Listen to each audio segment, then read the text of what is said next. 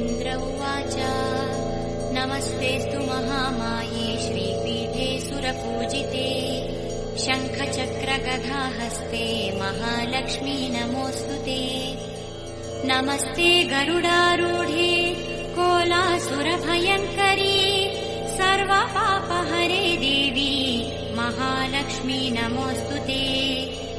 सर्वज्ञे सर्ववरदे सर्वदुष्टभयङ्करी सर्वदुःखहरे देवी महालक्ष्मी नमोऽस्तु ते।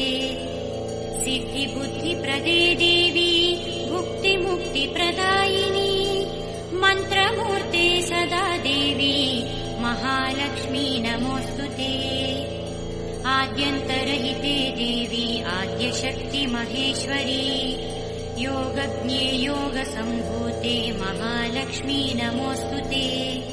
स्थूलसूक्ष्म महारौद्रे महाशक्ते महोदरे महापापहरे देवी महालक्ष्मी नमोऽस्तु ते।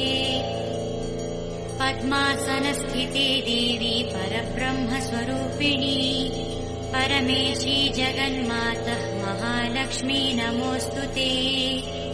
श्वेताम्बरधरे देवी नानालङ्कारभूषिते जगत्स्थिते जगन्मातर्महालक्ष्मी नमोऽस्तु ते।